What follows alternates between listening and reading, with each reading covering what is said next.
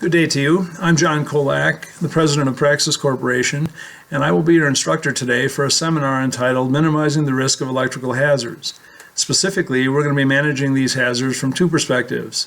One, through the use of a safe work procedure known as energy control, also known as lockout-tagout, and also through engineering design. And we're going to expand engineering design to include the engineering studies known as arc flash hazard analysis studies, where we actually mitigate the levels of incident energy, to the use of equipment or specifying equipment that separates the worker from those hazards, such as the products that Grace Engineering provides, which is the voltage test stations.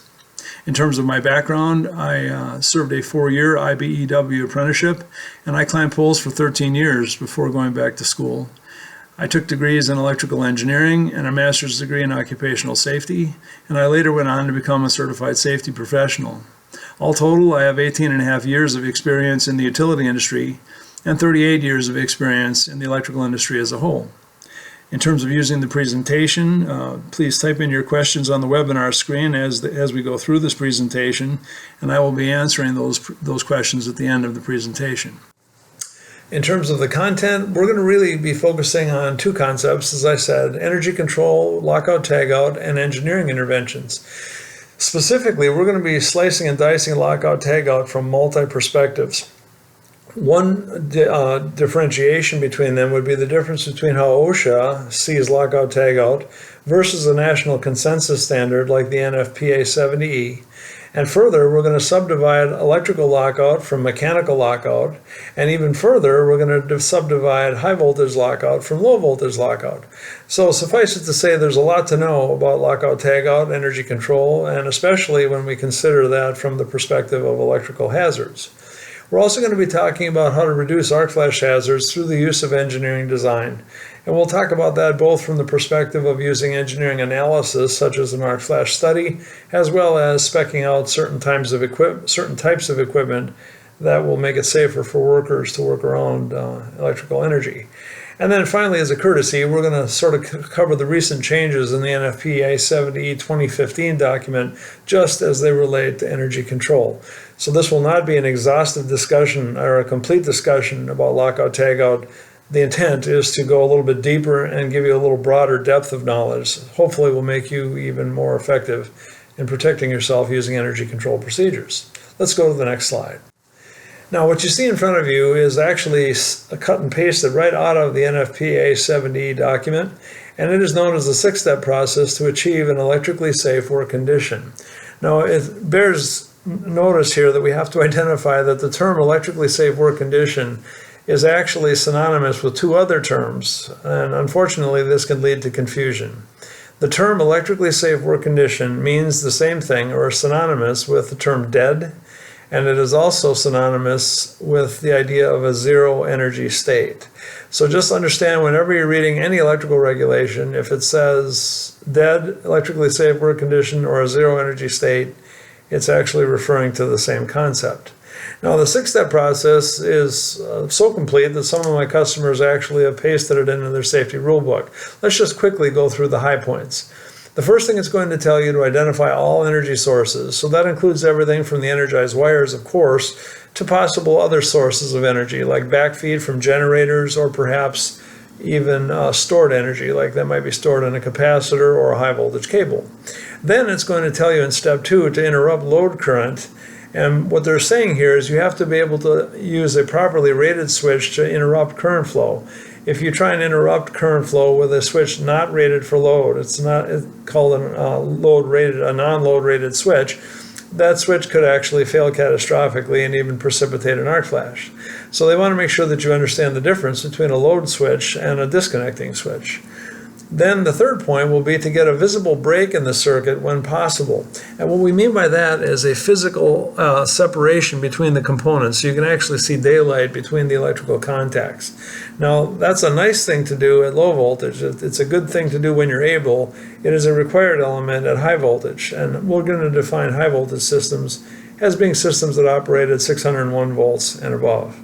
Step 4 simply says if the device can be locked out, it really needs to be locked out. And everything in the United States since 1994 has to be, by law, has to be designed so it can receive a lock. However, of course, we do get a lot of equipment in the U.S. from overseas, and it may or may not be lockable. We'll talk about what to do with that later on. The point number 5 is very important in that it is a required element to do what we call a 3-point test on circuits before you put your bare hands on them. And the 3-point test simply means that you test the meter on a known source, you test the circuit that you're going to work on, and then you go back to that known source again and test it again. That's known as the 3-point test, and it's required at either low voltage or high voltage systems. And then point 6 relates only to high voltage, and that is that before you can actually put your hands on a high voltage circuit that's been locked out and tagged out, it has to be 3-point tested, and it also has to be what we call personal protective grounded. And that is a separate presentation. It's very advanced, well beyond the scope of this class. Now, some general lockout-tagout guidelines are that the protective materials and hardware have to be provided by the employer. Now, the reason that we want the employer to provide the locks and tags and the various kinds of equipment is to standardize both in terms of the type of equipment used and also the procedures that are used. One general axiom in safety is that the more variable a process is, the more dangerous it is.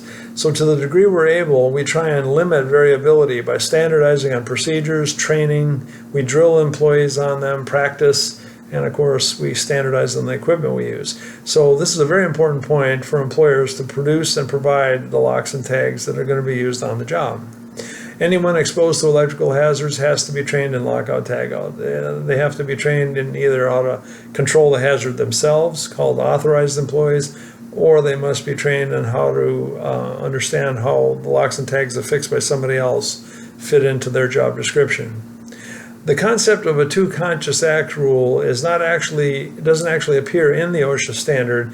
It is the concept upon which lockout is based. Now, I want you to understand this because this is what you will use as a guiding principle if you are working on a piece of equipment that is not lockable. The two conscious act rule simply says this. It says that in order to have a release of energy, one must do two things on purpose, and one of those two things must require excessive force. So, for example, lockout tagout means that if I've affixed my own personal lock to a piece of equipment to protect me, if you were going to close that circuit in on me, you would have to do two things on purpose. One of them would be to take a pair of bolt cutters and cut my lock off, because you should never give your key to anyone. If you don't take the lock off yourself, it should have to be cut off by someone else, although that's not technically a requirement. And the second conscious act would be then to go ahead and reclose or re-energize that circuit breaker. So remember that if you can't do something, if you can't lock out, tag out a device, follow the two conscious act rule. And what you're going to do is use tag out, meaning that you will put a tag as close to the energy isolating device as you can. Then you will do one additional safety measure that is equivalent to a lock, and that's that excessive act again. So things that are considered equivalent to a lock might be getting a visible open in the circuit, blocking, chaining, pinning, opening two switches in series, putting on a set of protective grounds. Any of those things would be considered equivalent to a lock. And then finally, a zero energy state is the standard. And a zero energy state is simply defined as that the magnitude of energy of whatever energy source we're talking about is at the same energy state as the room or the people in which it's being worked on. So, for example, if you have a pressurized line, once you valve it off, open it up, and let it equalize pressure to the pressure in the room, well, that's a zero energy state. In the electrical world, if the potential or the voltage on any piece of equipment is the same potential as the earth in the vicinity of that piece of equipment, well, that would also be considered a zero energy state. A very important concept is to be able to differentiate between electrical lockout tagout and what we would call mechanical or any other energy source lockout tagout. Now, the OSHA reference you see in front of you, 29 CFR 1910.147, is the OSHA lockout tagout or energy control standard. Now, if you read 8 lines from the top of that standard, it will tell you that that standard applies to any energy source except electricity. So it is necessary for us to differentiate between electrical lockout and mechanical or 1910.147 lockout. And it's also important to be able to differentiate between high and low voltage lockout. So let's do that. The first thing to pay attention to in my little diagram here is we have an energy isolating device, also known as a source device, that in this example feeds an electrical motor, and the electrical motor through a separate shaft feeds a pump. So electrical lockout, for definition purposes, will be defined as any time the job will require you to put your hands or any part of your body on any piece of equipment that is energized at 50 volts or more. So in the example I have in front of you, if you were to be changing out that pump, there are no electrical parts in it, so good old 1910-147 applies. And I will show you in the next slide how to get to a zero energy state with just mechanical lockout. With electrical lockout, say we're going to work on that motor, additional requirements are required, namely that device has to be tested with a voltmeter or some kind of a voltage sensing source, like a light pen or a tick tracer. And at low voltage, all that needs to be done is a 3-point test in addition to what you would do to lock out the pump. And if it were a high voltage circuit, and you're changing out a high voltage motor in this case, it would require 2 additional things. In addition to lockout on the pump, as we'll discuss it, it would also include the 3-point test that you would do at low voltage, and 2 more requirements. You would have to get a visible open in the circuit, and you would also have to install personal protective grounds. So there's quite a difference between mechanical and electrical lockout, and even more difference between high voltage and low voltage lockout. So let's go to the next slide. Now what I've done here for you is given you something that I hope will become a checklist or a check sheet for you. And how do we get to a zero energy state for mechanical lockout, low voltage lockout, and high voltage? So first of all, a mechanical lockout, the first step would be to open an energy isolating device. It's critically important to understand that only energy isolating devices, also known as source devices, can be locked out. Any controlling type device is illegal to lock out, tag out. So things like wall switches or toggle switches or something are not legal to use for energy isolation. So only an energy isolating device can be locked out, and we'll talk about that some more. But step 1 in all of the procedures would be to open the energy isolating device. I recommend you affix locks and tags at that point. Step 3 would be to try and actuate the energy isolating device after the locks have been applied. Now this is technically an additional step that I'm recommending to exceed minimums. But as it turns out, a small percentage of the time, even when you put a lock and a tag on a piece of equipment, it can still be actuated. And of course you'd want to know that before you go to work on a circuit. So I recommend step 3, even though it's exceeding minimums. Step 4 would be the try test to try and start the device. And then step 5 would be to return that device, usually a motor, to the off position. And then finally you can go to work. So that's how you get to a zero energy state on a mechanical lockout. Now, if we're going to do in a low voltage lockout, steps 1 through 5 are all identical. Nothing changes. However, the additional step for electrical lockout at low voltage would be to perform a 3-point test using a sensitive device like a light pen or a tick tracer or a voltmeter. And in the 7E, it actually requires you to do both face-to-ground tests and face-to-face tests. And after you've done all that, then it's okay to go to work if all the tests show that the system is in fact at a zero energy state. Now, if it's a high voltage circuit, steps 1 through 6 are identical. There's only 2 more steps that are needed at high voltage. Namely, you have to get a physical break in the circuit, a visible open, which is usually achieved by opening up a solid blade disconnect of some sort. And then finally, you have to install personal protective grounds. So this check sheet is hopefully a reference for you that you can use beyond this training so that it'll help you to understand how to achieve a zero energy state on the various kinds of energy sources you might work. Now here we are again talking about the difference between energy isolating devices and controlling devices. So energy isolating devices could be including things like circuit breakers, removing fuses, getting any kind of visible open in the circuit where there's a physical break in the continuity of the circuit, opening up solid blade disconnects, and there are probably other ways to achieve it as well. Those are all legal devices for lockout tagout. You can affix locks or tags to any of those devices legally. What you see below are called control circuits. These are not legal to be lockable, and the reason is they will not effectively protect the worker if you use them for lockout purposes. So things like push buttons, what you see here is called in the picture is the selector switch. You can see the selector switch is even designed to receive a lock. Well, that's very nice that it is able to be locked. It's just that it is not legal to lock it out because it is a controlling device. It's not a source device. So in order to effectively protect the worker, what we're going to do is we're going to go further upstream from that controller that you see there, that toggle switch. You're going to go to the circuit breaker that feeds that entire piece of equipment, and that's the device you lock out. If you want to put a lock on this toggle switch here, go ahead and do that. Just don't use a lockout lock for that purpose.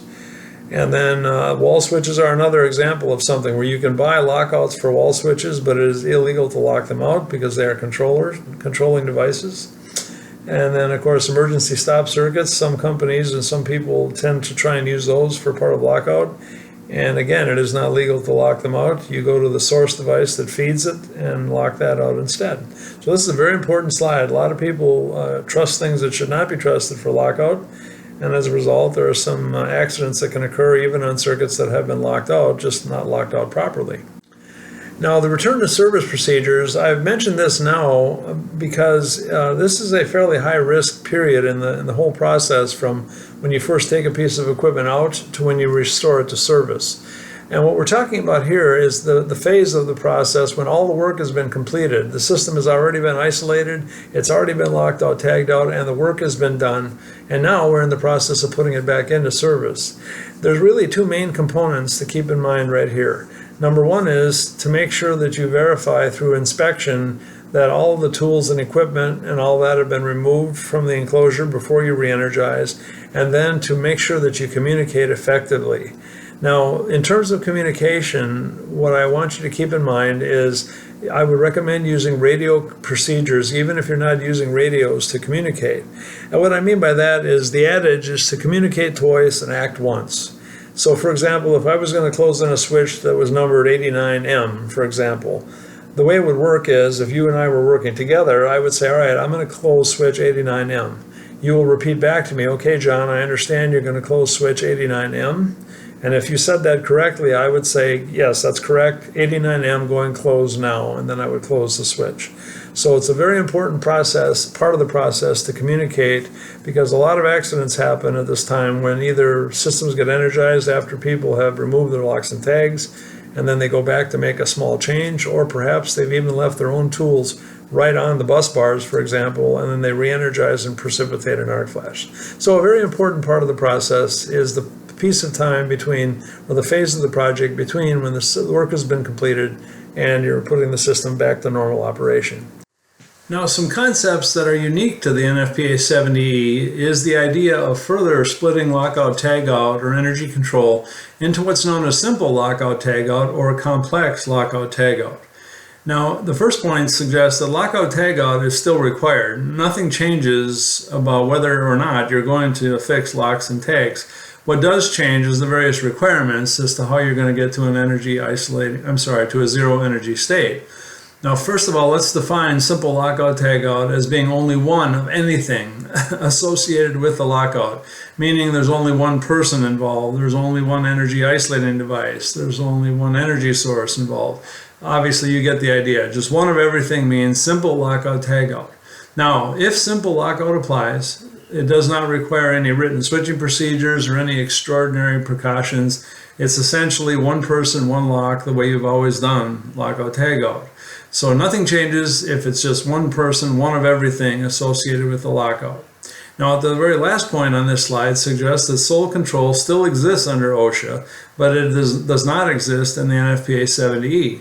And sole control simply means that if you have sole control of the energy isolating device, meaning that the source device or the energy isolating device is right in front of you, then OSHA does not require you to affix locks and tags in that situation.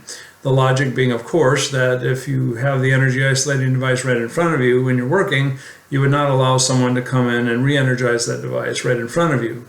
Now, for example, in the National Electrical Code will now require that electrical motors will have their own solid blade disconnect associated right next to them.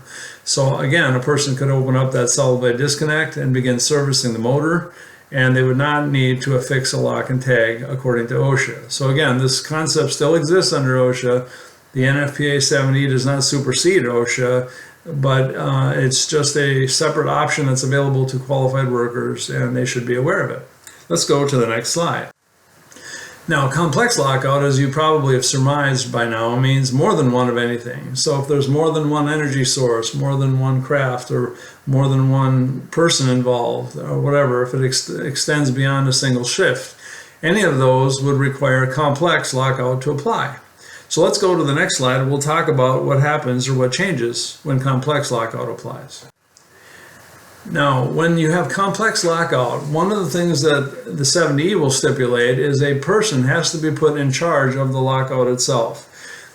This person kind of acts like an air traffic controller, if you will. They're the ones standing back and keeping an eye on the overall lockout procedure so they don't get so deep into the procedure that a step could be missed.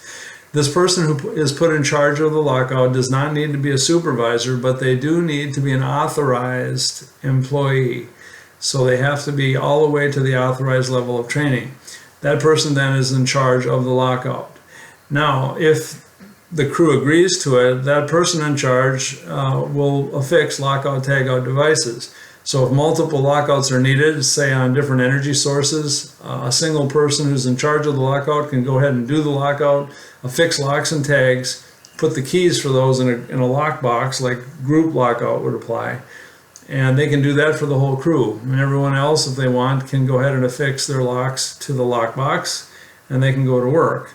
I actually don't recommend that. I recommend that if you join a lockout tagout that you either watch the person affix the locks yourself or to go ahead and check and verify the locks yourself before you actually go to work.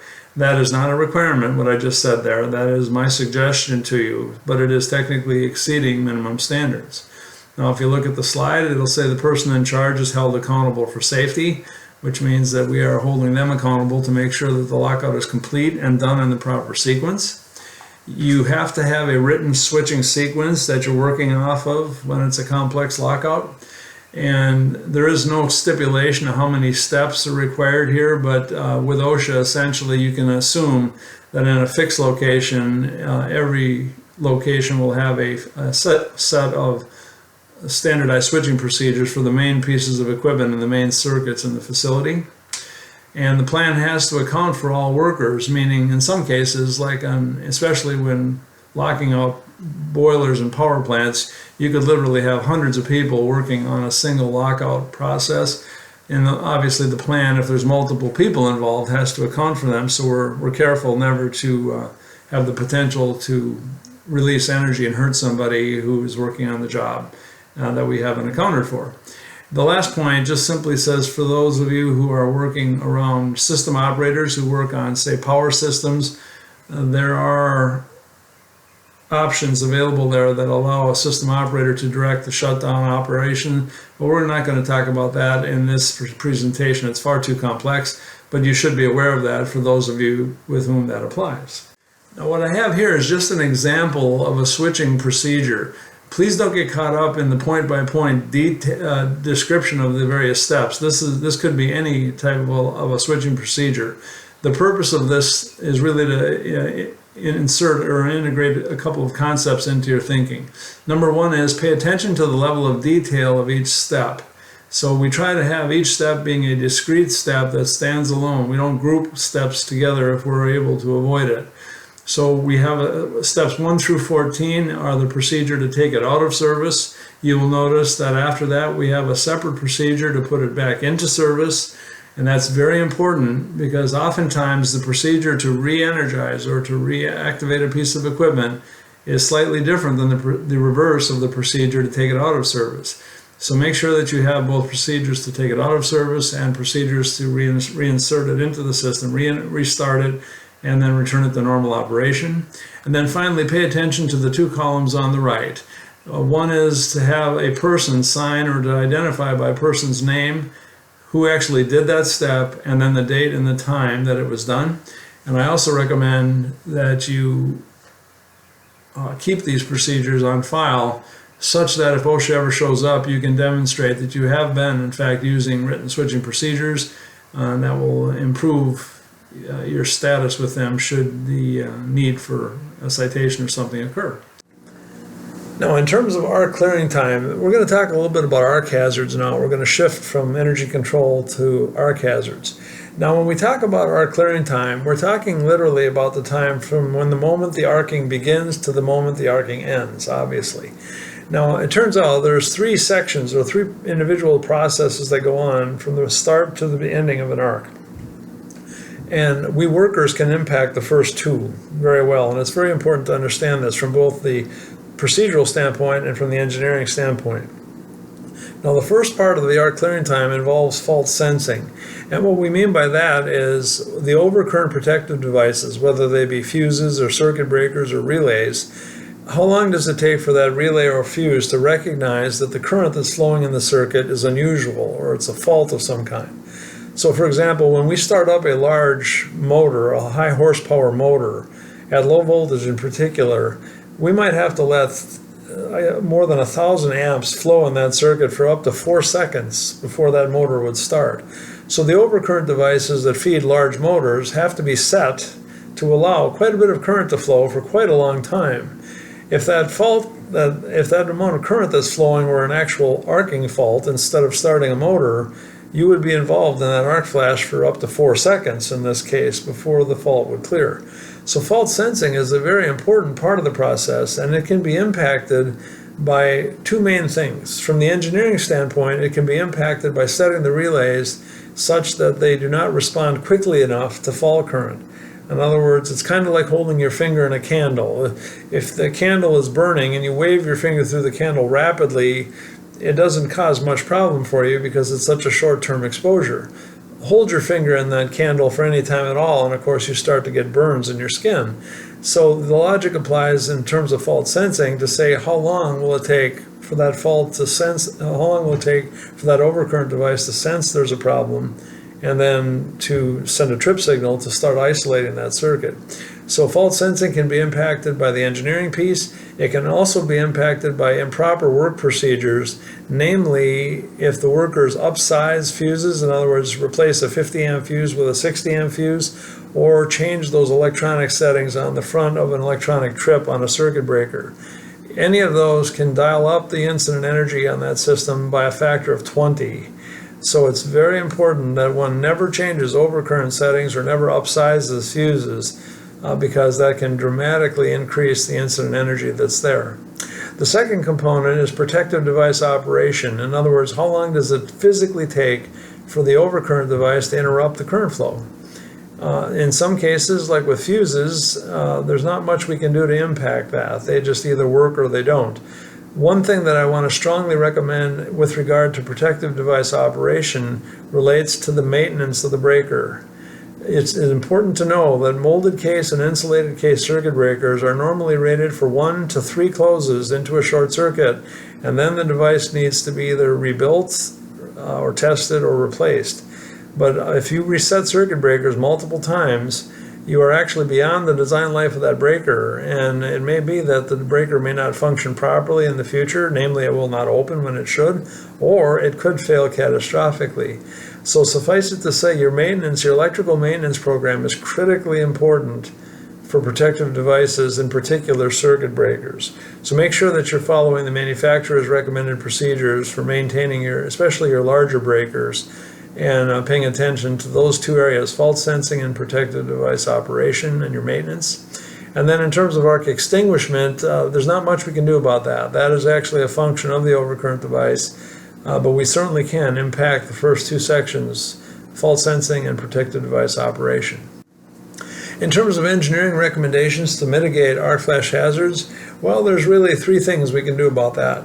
One thing we can do is to increase the working distance, the physical distance between the worker and the arcing terminals. 2 easy ways to manage that would be to either relocate the switches, in other words, especially if they're a pistol grip contactor kind of a switch. There's no law that says that pistol grip contactor has to be right next to the switch that it actuates. So if you were to locate that, say 10 or 12 feet away, that would make quite a difference in the safety for the workers. So when able, locating the switches remotely would be great.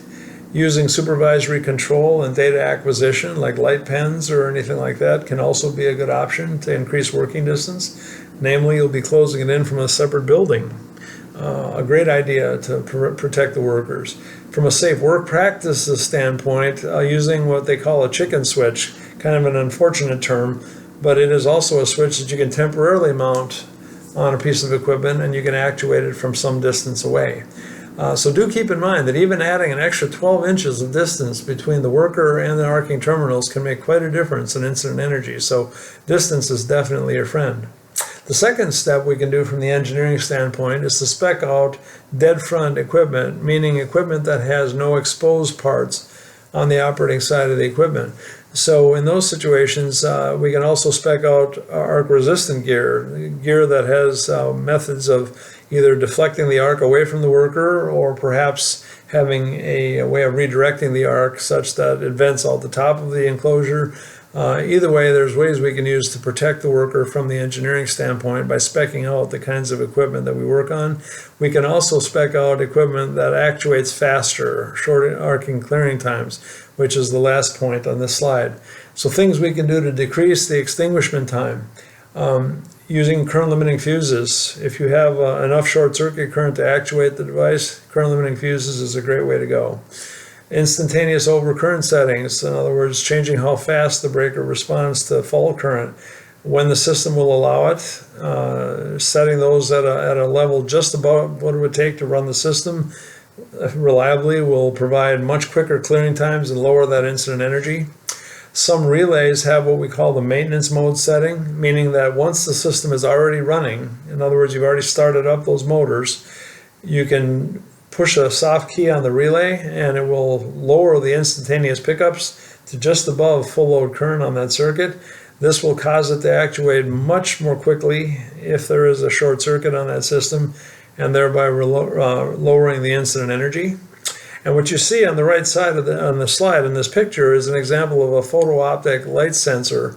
This represents another way of protecting workers, where we can string these photo-optic sensors inside of the switchgear, and it's connected to a special relay that needs both. It's got a Boolean AND gate in it, if you will, that simply says that it has to see a flash of light and a preset amount of current flow. And if it sees those two things, it interprets that as an arc flash. This will give you virtually instantaneous tripping of arcing faults, and it is also very handy if we have trouble setting the breakers so that they will coordinate with each other. In other words, if you have multiple breakers that are in series in a circuit, using the photo-optic light sensor allows you to not have to coordinate them. They will only respond to arcing faults, and it represents an excellent way to protect workers. It is pretty expensive. It's something on the order of $3,800 per enclosure to use those, but it represents an option for engineers to keep in mind. So we should always have that tool in our toolbox in the event that we might end up using it. This is actually just taken from the NFPA 70. Annex O in the back of the book actually is where it requires that we use engineering design and electrical hazard analysis. It used to be in the previous code cycles that if you had a breaker rated at 1200 amps or above, like the one you see in the picture, we had to use arc energy reduction techniques. They don't specify that anymore, but I put that in there just for a reference point, that your larger circuit breakers, your main circuit breakers, let's call it 1000 amps and above. If we're going to use those kinds of breakers, we should use some kind of engineering interventions. So we can use, for example, zone selective interlocks to differentiate faults from one part or another. Use differential clearing on systems, comparing incoming and outgoing current flow, much like a ground fault circuit interrupting relay. And as I've already mentioned, using the maintenance mode settings is yet another option that you can use from the engineering standpoint. It also involves a safe work procedure, but any of those would give you a way of shortening up the arcing time, which lowers the incident energy that workers will be exposed to. Now let's just cover a few of the significant changes to the NFPA 70 document. Now I want to make sure and properly reference this. This is actually produced by someone named Bobby Gray. I don't know Mr. Gray personally, but this slideshow was actually sent to me with my electronic copy of the NFPA 70E, so I assume it has been sanctioned by the NFPA. And we're only going to talk about the changes that exist to energy control, and then we will field questions from you. So one of the things that changed is the very process, the six-step process to achieve an electrically safe work condition. All they've really done here is added a couple of changes that you see underlined on the slide on the right. Those are just a few wording changes that have been made for technical accuracy. And what they wanted to do is make sure that we're clear that we're using test instrumentation and that we're verifying by a 3-point test that there's a known energy source. They didn't mention it in this slide, but again, they didn't underline it, but you can see that they're actually talking about doing face-to-face and face-to-ground checks. That is an important part of this process, and it is a requirement in the 70E. Once again, this slide has just amplified the information about lockout-tagout retraining requirements. One of the things that's changed here is that they have a 3-year cycle for retraining, and they've also been more specific about the kinds of training that they have to have. In particular, stipulating the content of the training. So anytime that you have a training process completed in your facility, it would be a good idea to have the following documentation. The content of the training would be the syllabus that the instructor would provide. That is something that you'd want to have a record of. You'd want to have a signed roster of everyone who attended the training, and you'd want to have some kind of a CV or a resume or an educational background or whatever experience background of the instructor, so we can document that the instructor was in fact qualified to do the training. Those 3 things would be required elements for record keeping, and they've essentially amplified that discussion here on this slide in the 70E. This slide actually alludes to something we've already mentioned we won't go into great detail on, but it is worth mentioning that the concept of personal protective grounding is really the gold standard for shock protection and to some degree arc flash protection on high voltage systems. The changes here are simply being a little bit more clearer on the idea that we're trying to limit hazardous differences of potential across the workers. Now again, the word voltage actually means a difference of potential. So what's changed with protective grounding is rather than trying to keep the worker's body at 0 volts, we're actually trying to limit differences of potential across the body of the worker, similar to a bird landing on a high voltage line. The bird's body is absolutely energized at thousands of volts, but there is no difference of potential across his body. And because of that, the bird doesn't experience any shock. Well, that's the similar logic to what's going on in this particular slide. So they're just simply telling you that as part of the job plan, we have to include not only the location and the application of the protective grounds, but we also have to size them properly. And for you engineers who might be listening, sizing protective grounds is based on what we call the withstand rating, meaning not only the amount of short circuit current, but also the arc clearing time. So when we take into account the element of time, we're now talking about energy. So we engineers are responsible for ensuring that the protective grounds that we're using will not only withstand the amount of short circuit current, but the duration it will take to clear the fault. A very important point for those of you that work on high voltage systems. Another thing that has changed in the NFPA 70E is the arc flash labeling requirements. What you'll notice on the slide is that we have 2 things that indicate the degree of arc flash exposure. One is the calculated incident energy at a given working distance. In this case, you can see it has 29.3 calories per square centimeter of incident energy at a working distance of 18 inches. And it also includes what in those days were called the hazard risk category 4, meaning that you need to wear a 40-calorie outfit. One thing that has changed is they said you can have either one of those but not both, because I think they found they could be confusing. So the normal option, the one I would recommend, would be to have your labels reflect the actual calculated incident energy at a given working distance, but it would also be acceptable to just have what is now the PP category there of clothing as well. And then at the very bottom, you'll notice the prohibited approach boundary is listed as being deleted, and they did in fact delete that. So in the future, the only approach boundaries that will appear on an arc flash label are the arc flash boundary itself, the shock hazard boundaries, including limited approach and restricted approach. There will no longer be a prohibited approach boundary, and in my opinion, that was an appropriate change. So in summary, energy control lockout-tagout is actually a very complex topic, and when you start integrating the idea of electrical lockout and high and low voltage lockout, it is actually quite a complex piece of information to know. So electrical workers have to be fluent with good old-fashioned 1910-147 lockout-tagout, but they also must understand how to lockout-tagout the kinds of systems they work on. And again, the qualified worker requirements will assume or will include energy control procedures for the various systems on which you work.